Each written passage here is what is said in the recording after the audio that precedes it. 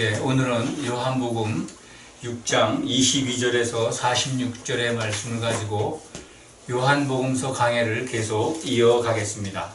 지난 시간에는 오병이어 기적, 6월절을 앞두고 오병이어 기적을 행하신 예수님의 그 의도를 자세하게 살펴보았습니다. 오늘은 그 오병이어 기적을 행하신 그 지역에서 예수님이 이제 제자들을 먼저 보내고 나중에 밤에 무리를 걸어가셔 다음에 그 표적을 보고 떡을 먹었던 사람들이 예수님을 찾아 나섰다가 예수님이 떠나가는 걸 못 봤는데 그 원래 있던 곳으로 가서 보니까 안 계셔요. 그러니까 찾아서 가버나움으로, 예수님은 가버나움에 가 계셨죠. 거기서 그들을 다시 만나는 장면에서 대화가 이루어지는 것을 중심으로 기록된 말씀입니다.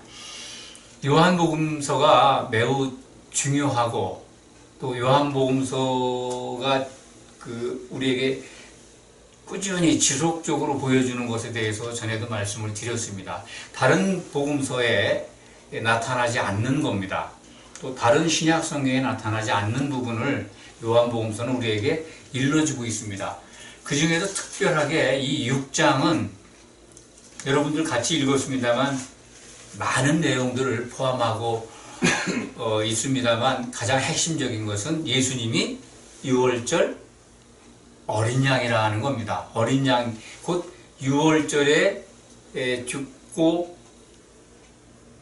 부활하셔야 될 바로 그 구약 성경이 기록하고 있는 제물이 되어야 될 6월절 어린 양이라는 것을 일러주고 있고, 그리고 예수님은 그 자신이 그래서 세상 사람들에게 나눠줄 생명의 떡이라고 말씀을 하셨던 것입니다. 6월절 어린 양이라고 하는 말씀을 지난 시간에도 많이 자세하게 말씀을 드렸습니다만, 어린 양이라는 그 설명은 세례 요한이 요한복음서에 보면 1장에 제일 먼저 증거하죠. 보라, 세상 죄를 지고 가는 어린 양이로다. 세례 요한의 증거입니다. 그래서 예수님도 공생의 기간 동안에 유대인들이 예수님께 이렇게 질문을 할 때 어떤 질문을 했냐면은 무슨 권위로 이런 일들을 하느냐. 예수님이 이제 어떤 표적을 보이고 기적을 보이고 사역을 할 때 신란하고 하면서 예수님께 물어보잖아요. 그때 예수님이 뭐라고 얘기하십니까? 요한의 세례가 하늘로부터냐 사람으로부터냐 라고 질문을 하죠. 그러니까 그들이 답을 못하지 않습니까? 그 의도가 있습니다. 세례 요한이 예수님을 올바로 증거했잖아요. 어린 양이라고. 그 말씀이 담겨 있는 겁니다. 내가 바로 실질적으로 세상에 생명을 주는 생명의 떡으로 온 6월절 어린 양이다. 그걸 세례 요한이 증거했다는 것을 우리는 예수님의 말씀을 통해서 알 수가 있는 겁니다. 예수님은 세례 요한의 증거를 그들이 받았는데도 6월절 어린 양인 걸 모르는 거 아니겠습니까? 유대인들은 눈이 가려져 있는 거죠. 그래서 요한복음서 6장이 증거하는 이 생명의 떡, 우리가 반드시 성도라면 먹고 마셔야 되는 예수님의 몸과 예수님의 피, 이것을 자세하게 사도 요한이 기록해 놓은 것입니다. 오늘 말씀을 중심으로 강해를 시작하겠습니다. 요한복음 6장 22절에서 46절 사이에 가장 핵심적인 말씀을 찾는다 그러면은 28절, 29절일 것입니다. 무리들이 예수님께 물어보죠. 떡을 먹고 배부른 사람들이 예수님께 물어봅니다. 28절에 보면 그들이 묻되 우리가 어떻게 하여야 하나님의 일을 하오리까? 예수께서 대답하여 이르시되 하나님께서 보내신 일을 믿는 것이 하나님의 일이니라 하시니,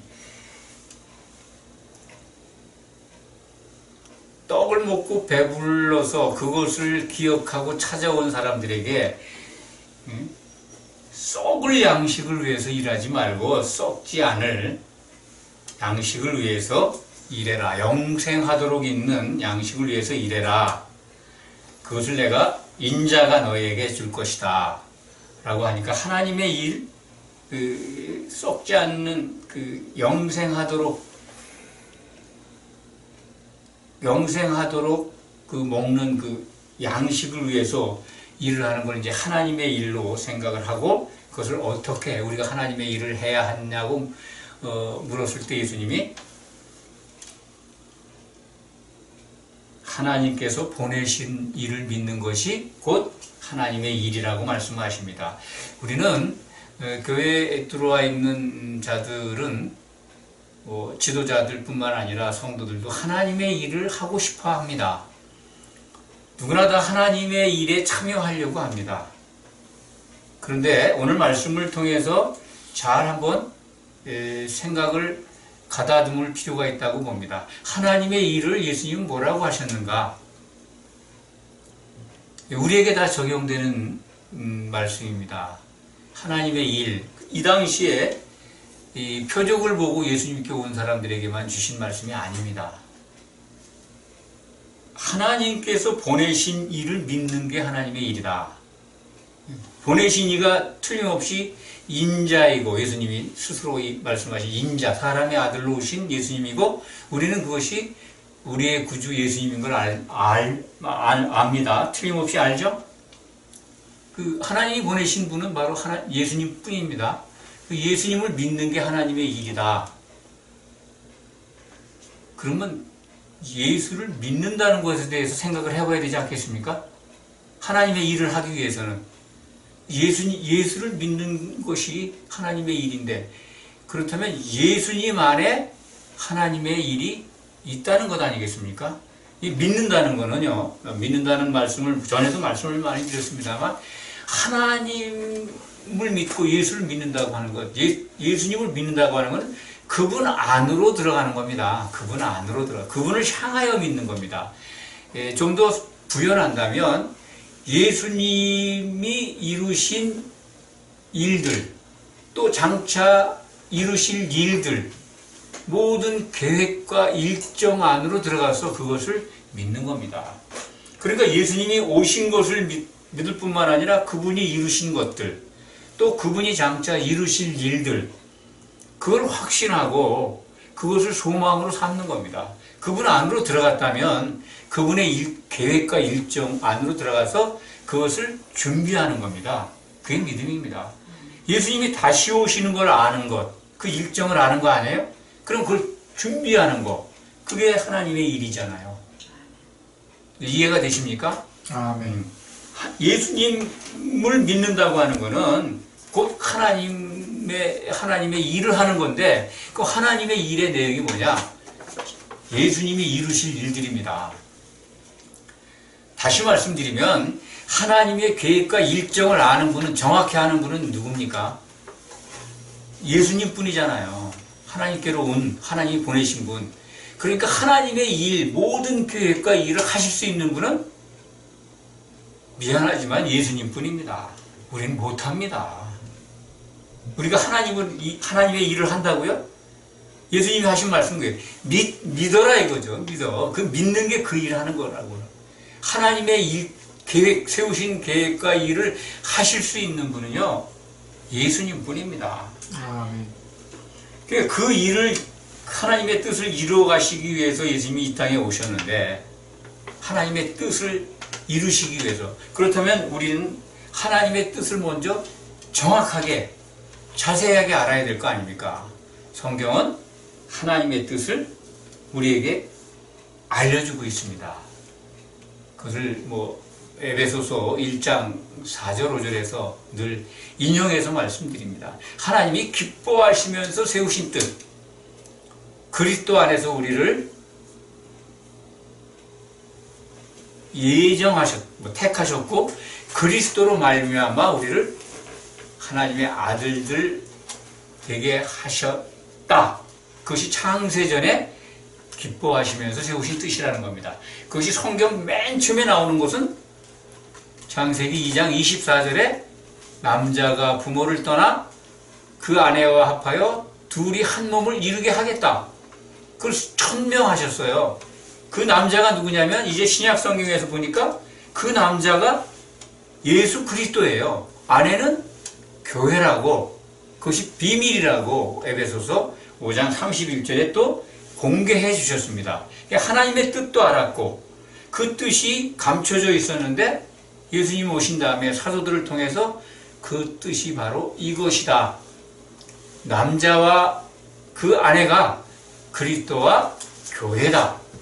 그것이 하나님의 놀라운 비밀이다. 그 뜻을 이루시기 위해서 예수님은 오신 겁니다. 그 뜻을 이루시기 위해서 행하는 일들이 바로 하나님의 일이고요. 그러면 그분만이 하실 수 있는 하나님의 일, 그것을 우리는 살펴볼 필요가 있습니다. 예수님의 일정, 예수님의 이 어떤 그 초림 가운데 행하신 일을 가장 중요한 것을 생각하게 하는 것이 요한복음 6장입니다. 그분이 유월절을 이루기 위해 오셨다는 거예요. 그것을 요한복음서는 1장부터 끝까지 그것을 우리에게 알려주고 있는 겁니다. 유월절을 성취하신 예수님. 요한복음의 제목을 붙이라면 그렇게 붙이면 적절하지 않겠나. 어린 양으로 오셨고 십자가에서 매달려서 죽고 그 십자가에 매달려 계시는 마지막 순간에 뭐라고 그러십니까? 유월절을 이루시기 직전에 다 이루어졌다라고 하시잖아요. 목마르다 하시면서 유월절 어린 양으로서 피를 흘리는 하나님의 일 중에 가장 중요한 것을 이루셨다는 거죠. 예수님은 유월절을 성취하신 분입니다. 신약 성경이 그것을 우리에게 일러주고 있습니다. 그렇다면 예수님의 일과 예수님의 일정을 구약 성경을 통해서 살펴보면 더 분명하게 알 수가 있습니다. 레위기 23장이 하나님의 일들을 축약해 놓은 명절, 절기에 대한 기록입니다. 레위기 23장 여러분들 나중에 이제 읽어보시면 됩니다. 레위기 23장에는 유월절 절기, 그 다음에 무교절, 그 다음에 무교절이 지나면 그 다음날 안식일 다음날 곡식 팬 첫 이제 뭐 밀이나 이삭이 첫 패잖아요. 그러면 이삭이 나오면 그거를 베어다가 한 단을 흔들라고 돼 있어요. 제물로 바치는 거예요. 요제라고 합니다. 흔드는 거. 그것이 이제 이 시대에는 부활절입니다. 안식일이 토요일이니까 예수님이 지금 썬데 일요일 날 부활하셨다고 하잖아요. 행사를 하잖아요. 부활절. 그날 흔드는 거죠. 부활했다는 뜻입니다. 그래서 예수님은 유월절 양으로 잡혀서 죽으시고 무교절을 이루셨습니다. 무교절은 이제 예수님이 흠이 없는, 그러니까 누룩이 없는 떡입니다. 생명의 떡이잖아요. 누룩이 안 들어간 떡이라는 거예요. 그 떡이 되셔서 영으로 무교절을 지켰죠. 육신은 죽었지만 영이 살아있어서 옥에 있는 영들에게, 노아 홍수 때 복음을 못 듣고 죽은 그 옥에 있는 영들에게 복음을 전하시는 무교절을 성취하십니다. 이 무덤에 계시는 동안에. 그리고 부활하셔서 그 첫 곡식단을 요제로 드리는 그 부활의 절기를 완성하십니다. 그러니까 십자가를 지심으로 어떤 분은 그 첫 곡식단을 흔드는 걸 초곡절이라고 이름을 지어서 말씀하시는 분도 있습니다. 성경에는 없습니다. 곡식단을 처음 이렇게 첫 이삭을 드리라 라는 것이 이제 레위기 23장에 나와 있는데, 그렇게 생각하셔도 됩니다. 그 안식일 다음 날 그 흔들어집니다. 예수님이 부활하신 것이 그것을 알게 합니다. 부활의 상징을 구약 그 제사의 모형을 통해서 알려주신 거구나. 레위기 23장이. 그리고 예수님이 부활 승천하신 다음에 무슨 일이 일어났죠? 예수님의 일정 가운데, 하나님의 일 가운데 무슨 일이 일어났습니까? 천국 열쇠를 뭐 사도들에게 맡기고 올라가셨잖아요. 그 다음에 무슨 일이 일어났죠? 오순절날 성령이 약속대로 예수님의 이름으로 내려오십니다. 강림, 성령 강림. 그러니까 사도들에게 맡긴 천국 열쇠를 실질적으로 사용하게 되는 때가 저는 성령 강림, 그 오순절이라고 이해를 합니다. 왜냐하면 사도들이 성령을 받기 전에는 아무 일도 못했어요. 성령을 받은 다음에 그들에게 위로부터의 능력이 내려와서 복음을 전하고 예수를 증거하고 이 신약 성경을 기록하게 됩니다. 천국 열쇠가 사용되는 거죠. 실질적으로. 예수님이 그러니까 하나님의 일을 행하신 그 내용들을 레위기를 중심으로 해서 지금 말씀을 드리고 있습니다. 6월절 어린 양으로 십자가에서 죽으셨습니다. 피를 흘리고. 그리고 무교절을 이루셨습니다. 이게 이제 레위기 23장을 보시면 어린 양을 선택하는 게 유대력 1월 10일입니다. 유대력 정월 열흘날 흠이 없는 양을 간택을 해요. 그리고서는 열 나흔 날 잡습니다. 열 나흔 날 저녁에 해질 무렵에 잡아요. 그러면 해가 저녁 6시가 넘어가면 유대역은 바로 무교절입니다. 1월 15일입니다. 그러니까 양으로 잡혀서 죽고 6월절을 이루시고 하루 무교절이 들어가는 거죠. 무교절 안식을 거쳐서 안식일 다음날 이제 부활하시는 거죠. 그러니까 6월절과 무교절과 곡식단 첫 단을 흔드는 어떤 부활의 모형, 그 절기를 이루시고, 그리고 77절이라고 하는 그 레위기에는 77절로 되어 있습니다. 맥주절이라고도 하죠. 그 오순절에 성령을 내려주셔서 예수님이 초림하셔서 이루신 하나님의 일들이 완성이 된 겁니다. 이해하시겠습니까? 하나님의 일을 설명하고 있는 거예요. 이 구약의 제사를 가지고. 그래서 오순절 그 명절에 77절에 특징이 있습니다. 오순절 성령 강림, 성령이 사도들에게 임하고 이제 사도들이 한 덩어리 떡이 되잖아요. 사도행전 2장에 기록이 되어 있습니다. 약속대로 성령이 내려와서 그들이 막 방언을 하고 다 같이 능력을 받습니다. 그리고 그날 많은 사람들이 사도들의 말을 듣고 3,000명이나 되는 사람들이 한 덩이 잠겨집니다. 거기 이제 물세례를 받은 걸로 우리가 이해하는데 성령에 잠기는 겁니다. 설교를 듣고 사도들의 말씀을 듣고 그날, 그러니까 오순절날, 그래서 그 사도들과 3,000명이나 되는 믿는 자들이 된 거죠. 성도가 된 건데 그들이 한 덩어리가 됩니다. 그것이 바로 맥추절, 이 77절 내용, 레위기 23장에 그 내용이 담겨 있습니다. 제가 소개를 드리면요. 그날에 소제를 드리라고 돼 있어요. 77절에 떡 2덩이를 만들어서 가루로다가 제물로 바치라라고 하는 기록이 있는데 그 떡에는요 누룩을 넣습니다. 어떠한 제물에도 누룩이 안 들어가는데 그 77절 제사에만 소제로 가루로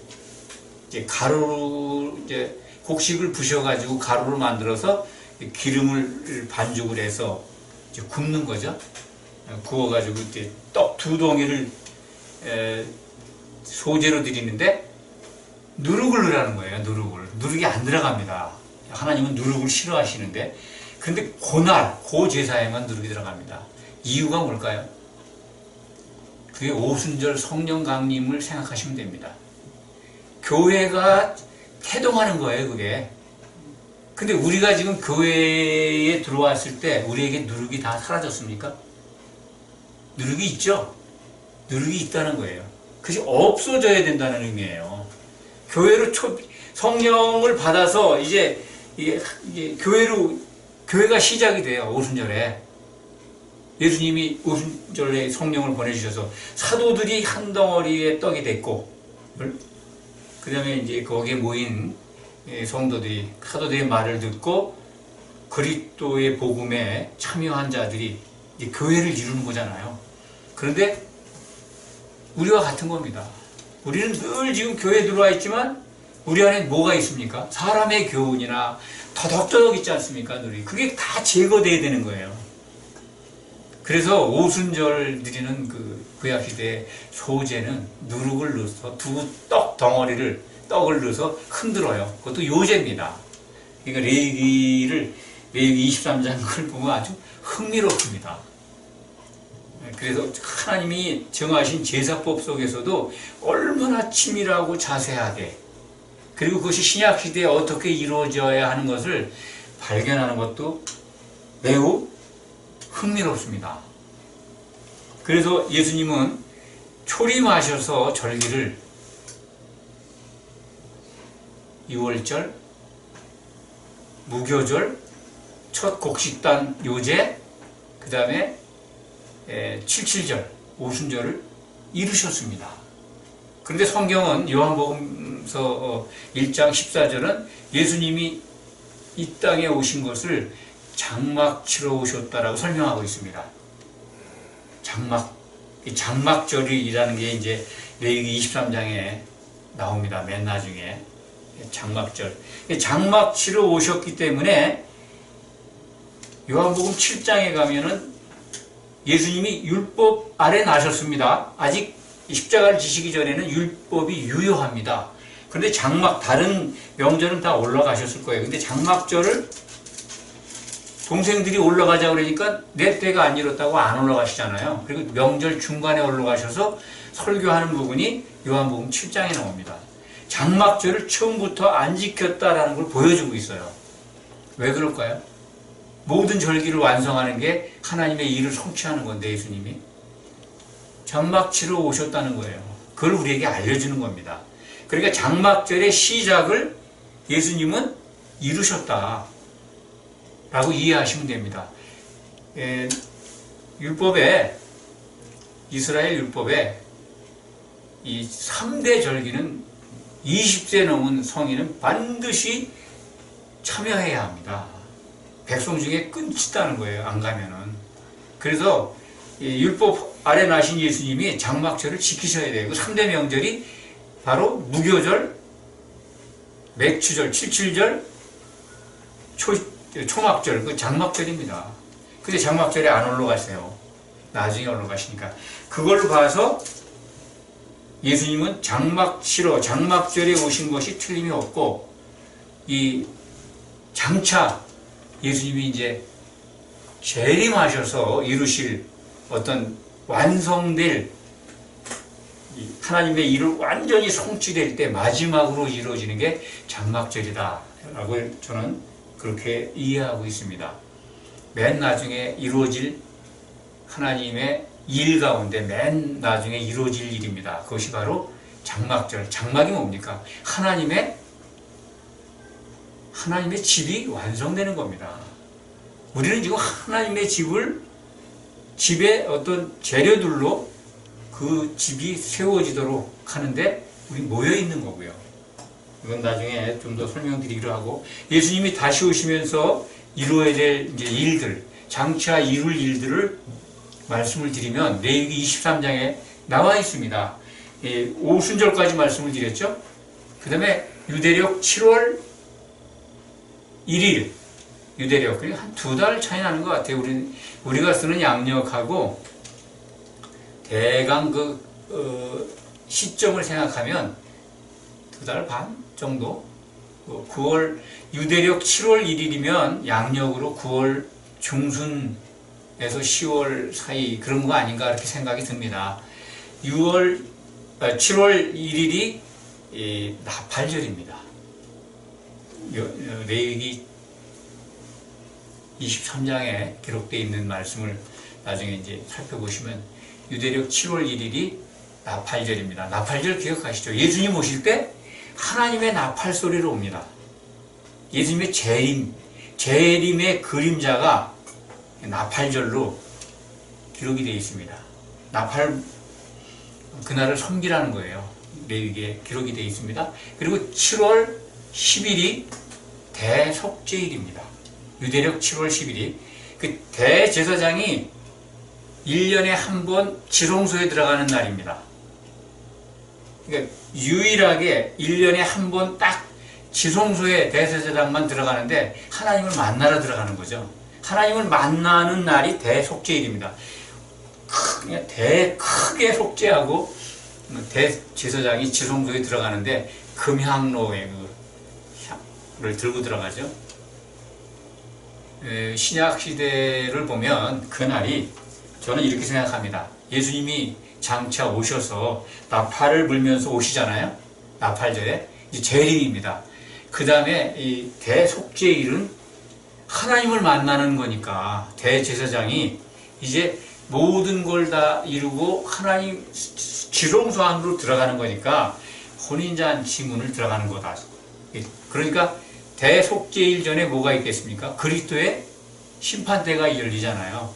그래서 거기서 이 생명의 부활로 나온 자들이 하나님을 만날 수 있는, 신랑과 만나는, 예수님과 만나는 그날이 바로 대속죄일 아닌가, 저는 이렇게 생각을 합니다. 그리고 그 대속죄일이 지난 다음에 7월 15일부터 유대력입니다. 8월 22일까지 장막절이 기록되어 있습니다. 그러니까 모든 절기는 7일 정도로 3대 명절이 7일간 섬기라고 되어 있는데 이 장막절만큼은 8일입니다. 8일. 그러니까 제가 볼 때는 개인적인 생각인데요. 왜 8일인가 장막절만 유대역 7월 15일에서 22일까지 왜 8일인가 했더니 장막절로부터 시작을 하면은요. 장막절, 유월절, 무교절, 그 요제 드리는, 곡식단 요제 드리는 거, 그 다음에 오순절, 그 다음에 나팔절, 그리고 뭐가 있습니까? 대속죄일. 그리고 그 7개입니다. 7개를 통과해서 다시 장막절을 가려면 8번째잖아요. 그래서 8일이 상징하는 것 아닌가. 왜냐하면 장막절은 예수님이 지금 다시 오신 다음에 맨 나중에 새 예루살렘이 완성될 때 이루어지는 거거든요. 장막 치러 오셨지만. 그래서 다른 절기들은 7일간 노동 안 하고 섬기는데 장막절만큼은 첫날도 성회로 모이고 8일째도 성회로 모이고 마지막 날도 그렇게 기록이 되어 있습니다. 레위기 23장에 나와 있습니다. 지금 제가 말씀드린 대로 초림하셨을 때 이루신 하나님의 일, 재림하셨을 때 예수님이 하실 일, 이루실 일들이 지금 오늘 여러분에게 개괄적으로 말씀을 드렸습니다. 그 하나님의 일정, 하나님의 계획을 이루실 분은 예수님뿐이라는 걸 먼저 말씀드렸습니다. 그걸 누가 이루어요? 예수님밖에 할 분이 없어요. 그죠? 다시 오셔서 나팔 불면서 오시고 나팔절을 이루시고 또 그리스도의 심판대에서 성도들을 다 이제 한몸 되게 해서 혼인잔치에 들어갈 수 있게 하는 분도 예수님입니다. 그리고 장차 새 예루살렘이 완성돼 가지고 우리가 새 예루살렘의 기둥이 되는 것도 예수님 안에서 이루어지는 하나님의 일이라는 거죠. 예수님밖에는 하나님의 일을 행하실 분이 없어요.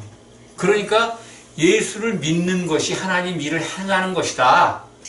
이제 이해가 가십니까? 오늘 말씀을 이렇게 제사를 통해서 설명을 드렸는데, 오늘 말씀 읽은 것 가운데 이제 생명의 떡이라는, 내가 하늘에서 내려온 생명의 떡이라고 하는 것은 지난 시간에도 말씀을 많이 드렸죠. 그래서 하나님의 일을 하고 예수를 믿기 위해서는 그리스도 안을 향해서 들어가려면 예수님이 먹으라고 주신 생명의 떡을 먹어야 합니다. 예수의 피로 우리가 이제 구속을 받아서 거듭나서 교회에 들어와 있습니다. 이제 우리가 해야 될 일은 예수님이 먹으라고 하신 그 생명의 떡을, 예수님의 말씀을, 우리를 살리는 그 말씀을 먹어야 되는 겁니다. 네. 그것이 하나님의 일을 하는 거예요. 그러니까 하나님의 일을 이해한다면, 또 예수님을 믿는 것이 무엇인지를 안다면 우리들의 믿음 생활이 정말 하나님이 기쁘시게 하는 그러한 길로 향하지 않겠습니까? 마지막 날 예수님은 우리를 살리신다고 오늘 우리가 읽은 본문에서 여러 차례 나오죠. 마지막 날 내가 하나도 잃어버리지 않고 다시 살린다. 아버지의 뜻은 바로 마지막 날에 내가 아버지께서 보내신 자들을 다 살리는 것이다. 마지막 날. 그게 바로 마지막 날은 언제입니까? 나팔절, 나팔 불면서 오지만은 결국은 우리가 혼인잔치에 들어가는, 그리스도의 심판대에서 통과해서 혼인잔치에 들어가는 날일 겁니다. 시차가 있는지 없는지는 모르겠습니다. 왜냐하면 나팔 불 때는 예수님을 믿었던 자들이건 예수님과 관계 맺은 자들은 다 부활하잖아요. 근데 심판대를 거쳐야 여기서 살린다는 의미를, 이건 정말 혼인잔치에 들어가는 영생을 말씀하신 거기 때문에 잠깐 심판받기 위해서 일어나는 의미는 아니라고 봅니다. 그래서 마지막 날 살린다 하는 것은 우리가 한 몸을 이루어서 혼인잔치에 들어가는 그것이라고 생각을 합니다. 마지막 날 살린다고 했으니까. 그래서 오늘 말씀은 그러니까 하나님의 일을 통해서, 예수님이 행하신 일을 통해서, 예수님이 장차 초림 때 오셔서 하신 일과 장차 오셔서 이루실 일들을 살펴봄으로써 우리가 하나님의 일에 대해서, 또 하나님이 세우신 뜻을 이루어 가시는 예수님에 대해서 좀 더 많은 것을 배웠다고 생각을 합니다. 우리는 이제 예수님의 일정을 바라보고 그분이 장차 이루실 모든 것들을 확신하고 기다리면서 소망과 꿈을 가진 성도들입니다. 그리스도를 향하여, 그 안을 향하여 믿는다면 우리는 반드시 예수님이 이루시는 일 가운데 있을 겁니다. 그분 안에 있다면 새 예루살렘 성의 기둥이 될 겁니다.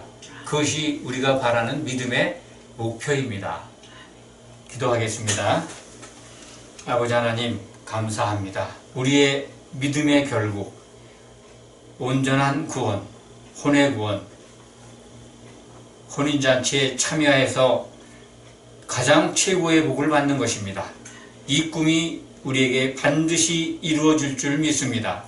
예수님의 계획, 예수님의 하나님의 뜻과 계획을 따라 이 땅에 오신 예수님의 일, 이루신 일과 장차 이루실 일들을 우리는 살펴보았고 은혜 가운데 그것이 반드시 성취될 것임을 확신합니다. 참으로 감사합니다. 이것을 알게 해주셔서 너무나 감사합니다. 예수 그리스도의 이름으로 기도하였습니다. 아멘.